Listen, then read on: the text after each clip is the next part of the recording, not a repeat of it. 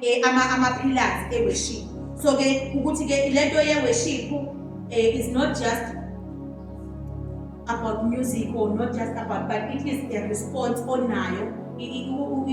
I will describe worship response onayo towards uNkulunkulu. But ukuresponda kwakho uresponda ngobuwena bonke to the greatest kaNkulunkulu. Kusho ukuthi it's not just ukuhlabelela nje kuphela. It's not just, but ingqondo yakho is responded to uNkulunkulu, uNkulunkulu kaNkulunkulu, your mind, your body and your spirit egameni likaJesu. Kusho ukuthi i-worship ifaka wonke lama aspects, icover wonke lama aspects egameni likaJesu. I want us to look at these pillars egameni likaJesu. Ipillar yokuqala nje ebalekile awu5 esewonke. Ipillar yokuqala engifuna siyibheke is the heart of worship. Amen. Having the heart of worship egameni likaJesu. Ngicela ungangifundela ngesizulu in the book of Mark chapter 12 verse 8. Amen. Uzofunda la ngeNew King James Version ungangivulela iBhayibheli lesizulu, the book of Mark chapter 12 verse 8. Egameni likaJesu. Mark 12 verse 8.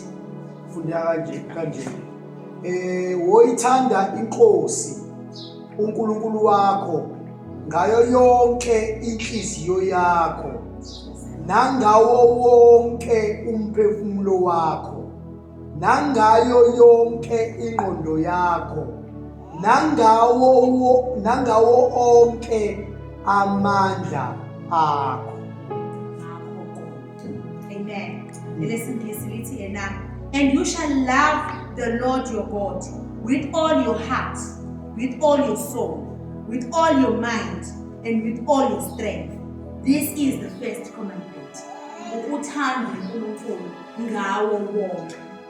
Ngakho konke egameni likaJesu. Amen. Uthanda uNkulunkulu ngenhliziyo yakho. Have the heart. Thanda uNkulunkulu ngakho konke. The heart of worship. Umkhonza uNkulunkulu, umthanda uNkulunkulu. Ngawena wonke. Not ngengxenye ethile. Awukwazi ukuthi awukwazi ukuthi ungathanda uNkulunkulu uphinde uyothanda nje. Amen. Kusho ukuthi awukwazi ukuthanda uNkulunkulu uphinde uyothanda obaba uNkulunkulu asebandleni. Yes. Amen.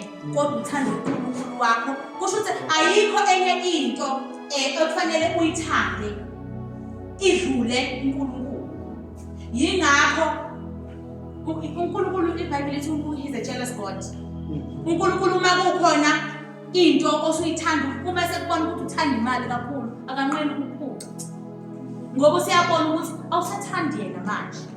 Usuweshipha le mali. Amen. Uma ebona ukuthi cha, lento isidlule manje usuyithanda kakhulu. So we ought to be careful bazalwane siweshiphayo ukuthi ayikho into ozokwazi ukuyithanda ngaphezulu kaNkulunkulu. Kusho ukuthi kuyo yonke into oyenzayo uNkulunkulu comes first. Yeah. And then the rest. Actually, angazi ukukhulekile kuze kodwa uNkulunkulu has to be there. Amen. Noma zingane noma umsebenzi wakho noma ibhizinisi lakho, but God needs to come first in your life. It has to be God first. Shuthi nje uNkulunkulu uzomthanda ngawo wonke. It's loving God with all your heart, with all your soul, with all your mind, and all your strength. Egameni likaJesu. iBhayibheli lithi uNkulunkulu, the men look at outside appearance, but uNkulunkulu ubheka inhliziyo. Amen. uNkulunkulu uyakubona ukuthi umthanda kangakanani. Futhi noma ungekho sho ukuthi ngithanda uNkulunkulu, engathi ungacala uNkulunkulu ngiphi inhliziyo yokuthanda.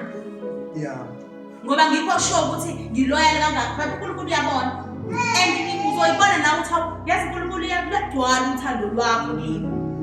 Amen. Ngiyamthanda uNkulunkulu. Futhi ayikho into yazi lento yokuthanda uNkulunkulu ithi ayikho futhi into engangisusa kuNkulunkulu.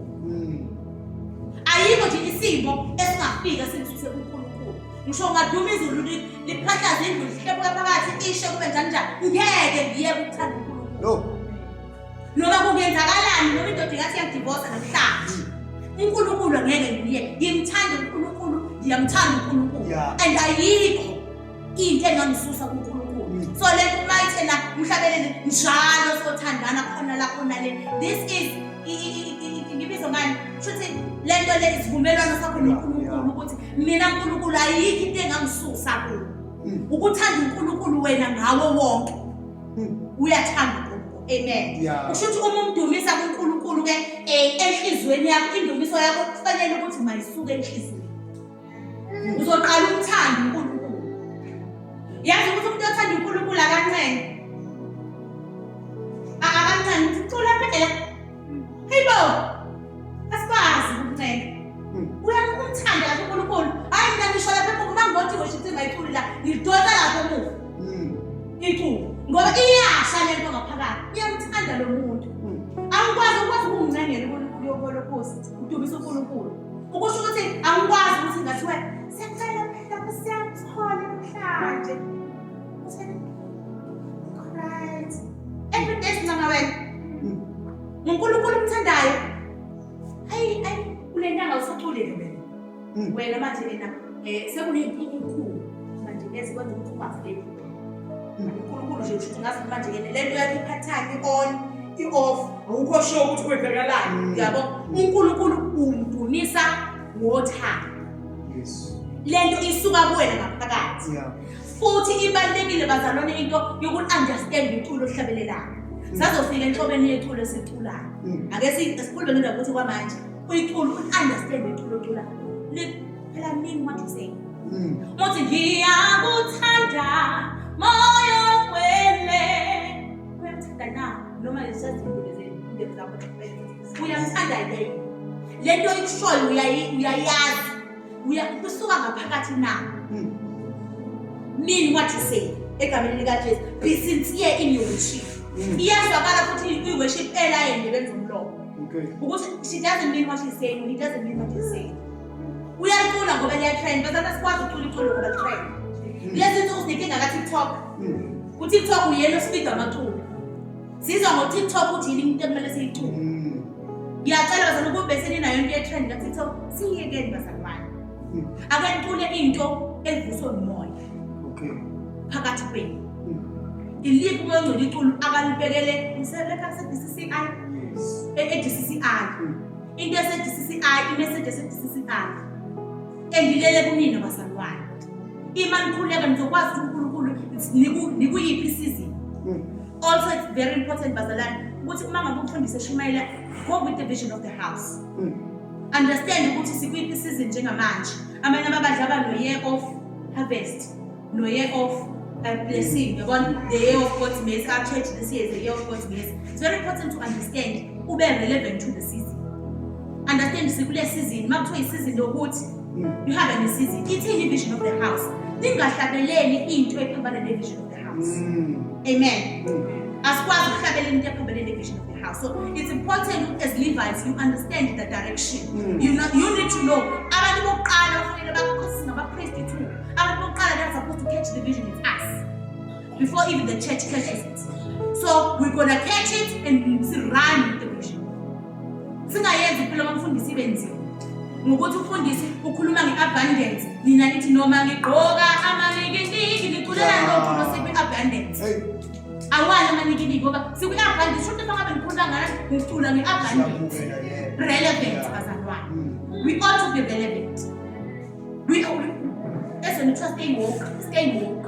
Spiritually woke, be relevant to what is happening in the church. Amen. Amen. Be relevant to know what is happening in the season. And if you are prayerful and obedient, that's not going to be hard. And in Israel, people are going to be able ngoba ibandla lizoyibamba kwi-sermon libambe ngathulweni. So uma kuthi niyareza lekhaya, nizokwazi ukuthi ihlanganise nibheke ingoma esingakwazi discuss le umfundisi lezi insuku awukule nyanga ufundisa ngegrace. Yabona? Umfundisi ufundisa ngegrace, angithi useshini uqala iseries. Manje bafundisi benze njalo, athi ngiqala iseries yegrace or ngiyambona nanti okay kuma home cell or whatever ukhuluma ngegrace. Catch and pay. Ikhetheni grace. Ihlabeleleni grace ingene ebandleni. Nenze impilo yomfundisi ibe lula. Because nani you are helping him. Abantu sentwana yodwa bazalwane. Yes, yazi ukuthi ngihlezi ngithi ena lethi worship likhuluma kakhulu. Abantu worship prophetic worshipers akhulekayo. umoya ogcwele. Ngiye ngithi ungabe umningi kakhulu kwi-speech ngoba mningi kahle uhlabelele ngoba i-worship elihlala noNkulunkulu elithandazayo elizwe uNkulunkulu liyakwazi ukuyikhuluma intshumela kaMfundisi ngakashumayeli. Umfundisi athi ama-worshipers nakathatha isabuni yami yabo. So uma uzazi njalo you have to tread careful ukuthi you make sure ukuthi you stick to singing. Ungakhulumi kakhulu ngoba uma usukhulume kakhulu kulula ukuthi okay omunye umfundisi uya-appreciate ukuthi okay it's a confirmation. Omunye kodwa uthatha i-offense abafana. Athatha i-offense ukuthi hawu isemoni yami yabo. But because angithi uyabona ukuthi nisentweni eyodwa phela iyodwa i-message esithi so wena umhlale emthandazweni wena ungavuka nesemoni kusasa. Desephisana umfundisi azoshumayela kusasa. Ngoba umoya ongcwele ukhuluma into eyodwa iyodwa i-message efanele izoyibanda kusasa. So if you are prayerful and prayerfully aligned, nizokwazi ukuthumela i-message yodwa. Ngoba usuthi it was confirmation egameni likaJesu. Amen. So you always know ukuthi umoya ongcwele ufuna ukuthini ebandleni. Bese kuba ukuthi ke usifundisa ukuhleleka ukuthi you don't overdo it egameni likaJesu. Amen. So they have the heart of worship. Indumisa yakho mayisuke enhliziyweni. So leyo nto ibalulekile ukuthi ke iBhayibheli encourage ukuthi guard your heart. For out of it flows the issues of life. Ugade inhliziyo yakho. Phezu kwakho konke lisho njalo. Phezu kwakho konke gade inhliziyo yakho. Futhi ezindumisa ukwazi ukuba namaqhubu. Awukwazi ukugcina i-unforgiveness. Iqiniso ukuthi sizogqoka. Labantu labathe ngagcobela. Ngiyayidlulela Nkosi yami ugcobele ngephutha. Uzogqobeka kodwa. Yabona? Thona. Yana kumzalwane mhlambululekelayo. Udlule phela. Ukugqobela kude. Usakwateleni. Khulumani izinto zidlule. Xolo. Awukwazi ukuzoma phambili ebandleni usagcwele unforgiveness. Awuxoli kodwa izinto zakho zathethelelwa kanjani zakhohlwa ezakho azikhohlwa kodwa wena ezabanye awuziphambeko zabanye awuzikhohlwa kanjani. Amen. So kusho ukuthi yebo sizolibazana sometimes siyawenza ama-funny comment. Yabo nje umuntu wakhuluma ngokukhaba kwabo ukubili. Yabo ngiyabona ukhona kodwa manje. Oh hey boy cha so round ke namhlanje ngisibona. Namhlanje sibuye sibo round ngisebe flat ngizwele ngithi si flat umfisi uthi no sisu round. Cha this is a common problem. Ususholala. Usukhubila ngiyabona. Kodwa akwazi ukuhlala lezo next time sakhulumisa. Ayivele mina umkhaya. Sengasakhulumisa ukuthi wathi ukhaba round. Yawazi vele. Dlula ke phela. Sungamtshela umzalwane ukuthi umzalwane yangikhuba lento ukuthi ungibuze ngomkhaya ngiyawazi. Yabo ucela ukuthi singaphawuli nawe. Ngiyakubona. Futhi ngiyawuthanda. Yabo? Bese siyafunda ke. So into eyincane umuntu bethe yajoke. Kanti sensitive joke. Yabona? Noma khona into egqokile kanti mhlawumbe wena impahla unazo kahle. Athi ena le ngubo yakho uyiqoka njalo kanti ayikho. Yabo? Nathi kodwa bazalwane we have to be careful there. Singakubani intentional. Yabo? Kodwa uma kwenzekile waqhubeka dlula phela, ixoxeni idlule. Nixole la as a team all the way together. Egameni likaJesu. Sekuthanda ukuba masesontweni. So akufule bazalwane. Amen. Asixolelane egameni likaJesu. Uthi uDavide kuMahubo chapter 51 create in me a clean heart. So lento yenhliziyo uzoyigada uzoyimonitha as a worship. Ukuthi angikwazi ukuhlala inhliziyo yami ingahlambulukile, ingahlanzekile. It's your duty to purify yourself. It's your duty to repent. Repentance isiphila ngayo. And uma umuntu ohlala noNkulunkulu in prayer, siqala nge-repentance. If kukhona anything ehlele enhlizweni yakho, icela kuNkulunkulu uphenduke. Amen. So inhliziyo yakho i-duty yakho. Mina ngazi kwenzakala enhlizweni yakho. Wena wazi ukuthi awuxolile. And awukwazi ukuzomela phambili uzosikhonza kunenkinga, kunelukuluku la. Ufuna ukumgiba. Ngiyamfuna. Ngabo uzokuthola after church uyaphambili. Uthwele. Awukwazi. And unforgiveness ibulala wena. umuntu osenkingeni. Amen. Yeah. So have the heart of worship. Worship uNkulunkulu from enhliziyweni. Yeah. Worship uNkulunkulu mean what you say. It must come from your heart. Egameni likaJesu. Yeah. Amen. Guard your heart. Cleanse your heart. Hlanza inhliziyo.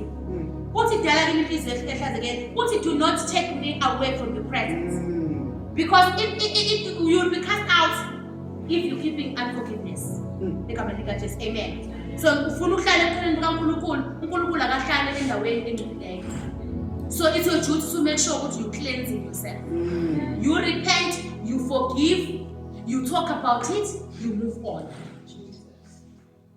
Glory, hallelujah. Yeah. Have the heart of worship, the clean heart. Worship God from your heart. Take God of your heart.